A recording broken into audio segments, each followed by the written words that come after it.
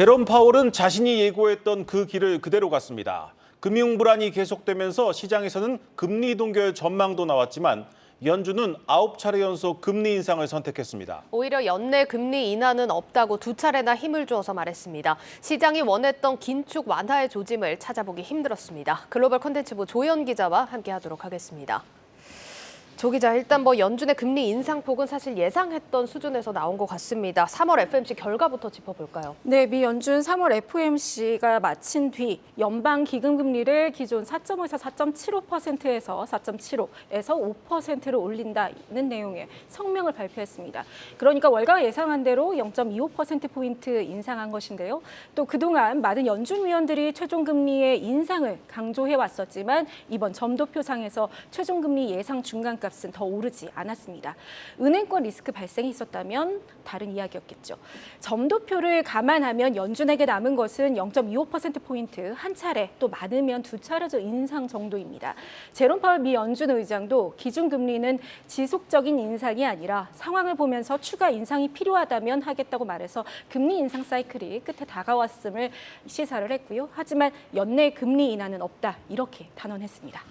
지금까지 9차례 금리를 올렸는데 문제는 그 속도였습니다. 그 어느 때보다 좀 빠르지 않았습니까? 이제 금융 시스템도 좀 문제가 생겼고 미국 실물 경제에도 영향이 있을 수밖에 없는데요. 그렇습니다. 역대 가장 빠른 속도입니다. 지난해 3월 이후 1년 동안 9번 연속 금리를 인상을 했습니다. 그리고 금리는 2007년 이후 최고 수준에 다다랐는데요. 급격하게 고금리 시대가 오면서 서민들의 카드와 집대출, 자동차 대출, 그야말로 모든 부채 부담을 키웠습니다.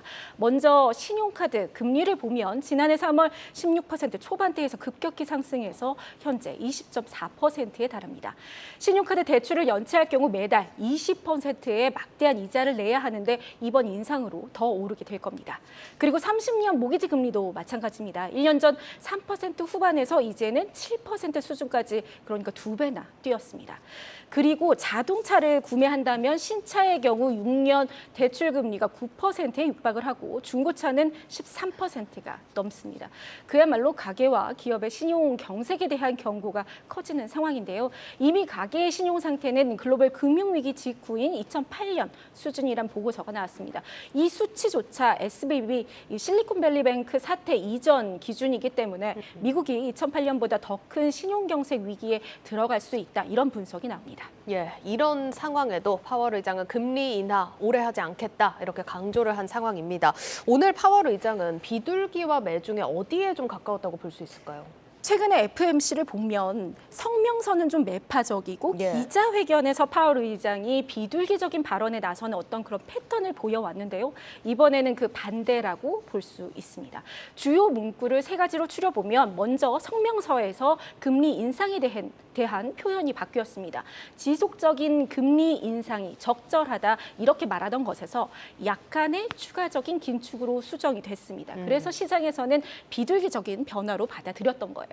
그런데 이후 기자회견에서 나선 파월 의장이 방점을 찍은 것은 올해 금리 인하가 없다는 부분입니다. 그러니까 파월은 인플레이션이 기대만큼 빨리 떨어지지 않고 있다, 2%대 이 목표로 가는 길이 정말 멀고 힘들다면서 경제 방향이 불확실해서 올해 기준금리 인하는 예상하지 않는다, 이렇게 못을 박았습니다.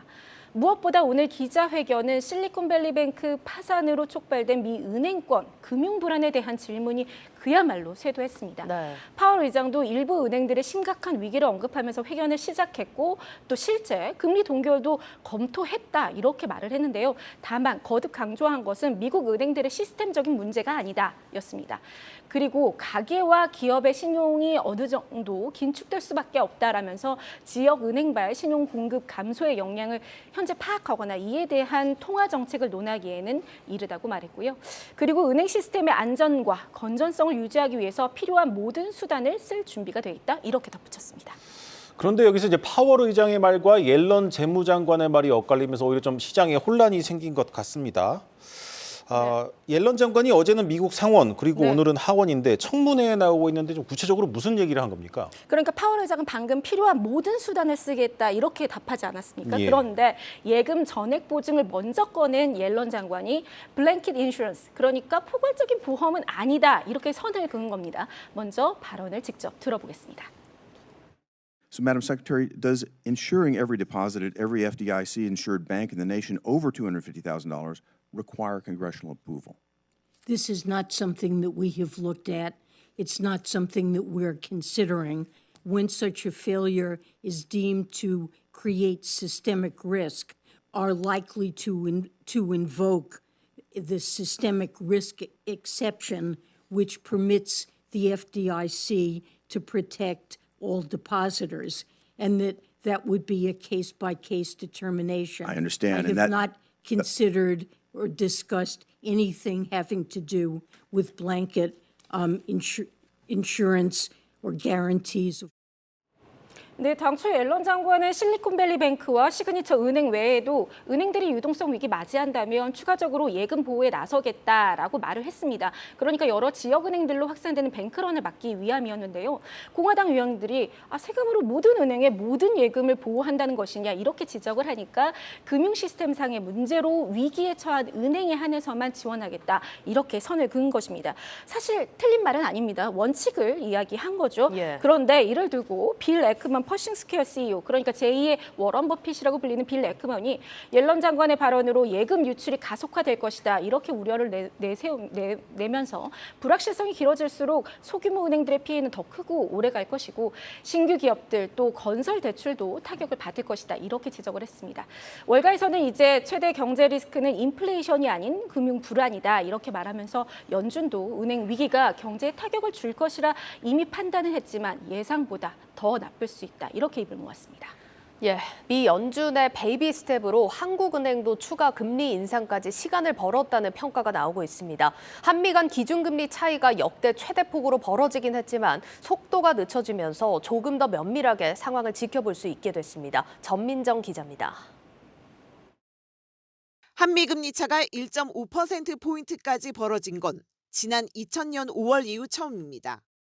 22년 만에 미국과 비교해 우리나라의 기준금리가 가장 큰 폭으로 낮아진 건데 달러와 같은 기축통화가 아닌 원화 입장에선 외국인 투자 자금이 더 높은 수익률을 조차 빠져나가고 원화 가치가 떨어질 위험이 그만큼 커지게 됐다는 의미이기도 합니다. 그럼에도 한국은행은 다음 달 기준금리 추가 인상에는 나서지 않을 것으로 보입니다. 일단 연준이 당초 우려와 달리 베이비 스텝만 밟고 더 높고 빠른 인상도 예고하지 않았기 때문에 한은으로서는 한 번 더 금리를 동결하고 물가나 경기 상황을 지켜볼 여유가 생겼습니다. 특히 2000년 당시와는 펀더멘털 자체가 달라졌기 때문에 한미 금리 차가 최대폭으로 벌어진다고 해서 과거처럼 자금이 썰물처럼 빠져나가지는 않을 것이라는 주장도 설득력을 얻고 있습니다. 실제 이미 기준금리 격차가 1.25%포인트로 벌어지고 연준이 강력한 긴축 신호를 보냈던 최근에도 금융시장은 큰 동요 없이 비교적 안정세를 유지했는데 이날 미국의 또 한 차례의 금리 인상에도 원달러 환율은 30원 가까이 하락해 1278원에 마감했습니다.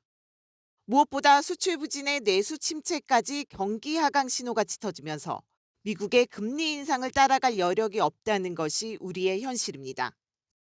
금리 차이가 벌어져서 좋을 건 없는데 발작적인 그런 현상은 현실화된 건 아니잖아요. 그렇죠. 또 하나 인플레이션도 있지만 경기 침체는 무거운 짐이거든요. 우리가 너무 또 미국하고 이렇게 동조를 한다든지 이렇게 하지 말고. 하지만 최근 미국 실리콘밸리 은행 파산 등의 여파에 금융시장 변동성은 언제든 확대될 수 있다는 것이 정부와 한은의 분석. 한미 금리 차가 감내할 만한 수준이더라도 외국인 투자 자금이 빠져나가고 환율이 더 뛸 수 있다는 얘기입니다. 고강도 통화 긴축이라는 새로운 환경에 적응하는 과정에서 미국 중소형 은행 위기와 같은 글로벌 금융시장 불안 재현 가능성 등을 배제할 수 없는 만큼 높은 경계심을 갖고 실제 미국 은행 위기 우려에 기관들의 현금 확보 수요가 늘어 최근 달러화 조달 비용은 큰 폭으로 증가한 상황. 당장 다음 달 한은이 연준을 따라 기준금리를 올리지 않더라도 물가나 환율, 자금 유출 상황에 따라 한 차례 추가 인상할 가능성도 여전히 열려 있습니다. 한국경제TV 전민정입니다.